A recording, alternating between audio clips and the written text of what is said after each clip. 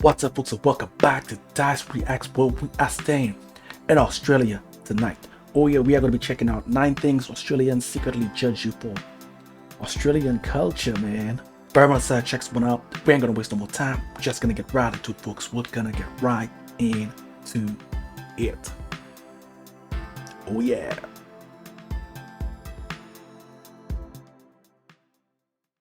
Australians are famous for being relaxed and easygoing, but that doesn't mean they're not paying attention. There are small unspoken things they'll notice, and sometimes quietly judge you for. They might never say it out loud, but trust me, it's there. And what I'm talking about is not necessarily big cultural mistakes, and no one's going to stop being friends with you over them. But these are little things that can make you stand out, and not in the right way. And the more you pick up on these cues, the easier it is to blend in and feel at home. Okay, let's start off with the first thing Aussies may judge you for. Not saying thank you to drivers. When you're here in Australia, if a driver stops to let you cross the road or lets you merge into traffic, a little wave or a nod is expected. Or if you're driving and someone lets you go, you say thanks. This is not legally required, but it's a politeness thing. And not doing it can make you seem as rude, even if you didn't mean to be. And in smaller towns, this is even much more noticeable. And if you do it regularly, people will start to notice and remember. Okay. Now, the second thing relates to coffee culture. Australians take coffee very, very seriously. So if you walk into a cafe and order something completely unusual, like a triple caramel iced pumpkin latte in the middle of winter, you might get a polite smile, but behind it, they're thinking this person is a tourist. So here, people tend to stick to the basics when it comes to coffee. A latte, a cappuccino, or a long black. And cafes here often specialize in coffee and not in having 40 syrup flavors. If you don't drink coffee, that's fine. But if you do, learning the local style makes you fit in instantly. I guess it's one of those things that makes you feel like you're in the know. And yeah, 100%, I think some people will definitely judge you for your coffee choice. So much so that big coffee chains like Starbucks or others are not super popular here in Australia. There's nothing wrong with them whatsoever, but here there's a very strong emphasis on coffee culture and specialty coffee. Yeah, I would say I'm not a coffee person, but I love coffee. Like, it's just a half and half. I usually use it for specific reasons. Maybe if I don't want to fall asleep early, I need a little boost of energy, things of that nature. But I don't really just drink coffee just for drinking coffee. See, there is a reason I'm drinking it, but I love it just as much as a coffee lover. Now, another thing that Aussies will judge you for relates to not treating customer service reps well. And this can be someone working at a retail, the waiter, waitress, or someone on the phone, or when you go to your medical appointment. Here, there's a strong culture around respecting customer service staff. So if you go to a restaurant, for example, Australians tend to not complain. For example, if the food wasn't great, they tend to not complain about it, or perhaps they don't even send it back. They're not going to make a scene, but they're quietly not going to go back to that restaurant. That's it. Also, if you're at a restaurant and you call people like no, that's not right. That's super rude. Yeah, that's considered rude. And I'm saying this because I've seen people from other cultures, including mine, especially perhaps older people, calling the waitress or waiter like this, and it's not nice. It's pretty frowned upon, so don't do it. Yeah, yelling at them or being rude or condescending doesn't come across well. Also, how you treat other people says a lot about you as well. True, definitely. Now, another thing Aussies may judge you for, and this one sounds a bit counterintuitive if you know a lot about Australian culture, is that they're going to judge you if you wear thongs everywhere. There is an underlying understanding that in the Australian culture itself, it is common to wear thongs to most places. Yeah, it's something that's ingrained culturally, but there are boundaries as well. Yeah, so that doesn't mean that if you go to a wedding, you can wear thongs, or if you go to work in an office, if you go to a nice restaurant, you should wear the appropriate attire and not thongs. There are boundaries that you need to respect, and if you do go to a wedding wearing thongs, I reckon that you're going to be judged for that. Wearing thongs everywhere can make people think that you're not really making an effort.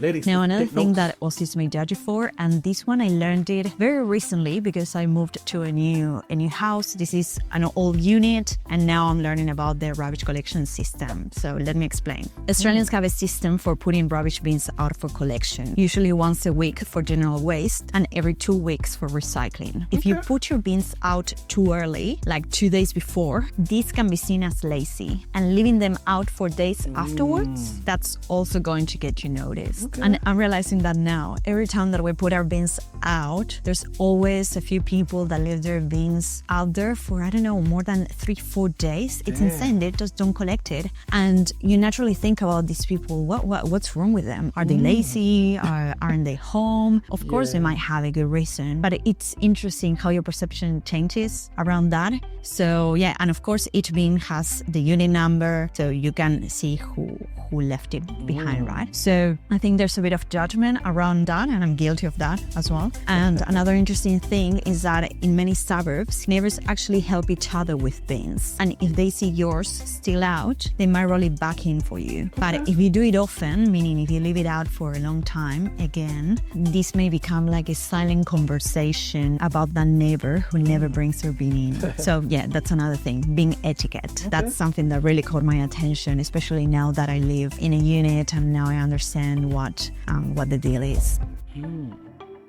Interesting. Now, another thing Aussies may judge you for relates to not bringing anything to a barbecue or to a gathering. So if you're invited to someone's house, whether it is for a barbecue or for a get-together, it's almost always expected that you bring something, whether it is a drink, a salad, dessert, or bread rolls. It doesn't have to be anything fancy, but showing up empty-handed feels a Not a bit good off. look. The barbecue culture here and the get-togethers are all about sharing. The host might provide the meat, but guests help fill the table. So it's an easy way to show that you appreciate the invitation, and people will notice if you don't. Yeah, so if you go to a get-together, if you go to a gathering, always ask the host, oh, what can I bring? And even if they say don't bring anything, still bring something. Still bring something. Yeah. Definitely. Now, speaking of this, there's another factor that Aussies may judge you for, and this is overcomplicating the barbecue. A barbecue here in Australia often involves sausages, burgers, maybe some steaks, plus sides. But if you show up with a 3-course gourmet meal that requires instructions and a step-by-step procedure, people might think that you've misunderstood the assignment. And this is not to say that Aussies don't appreciate nice food, because they do, but this talks a bit more about the Aussie culture, the emphasis that they place on a laid-back lifestyle, and the barbecue's charm is that this is a casual atmosphere, a casual get-together. You don't have to overcomplicate it. So if you make it too fancy, it might take away from that relaxed atmosphere. I understand.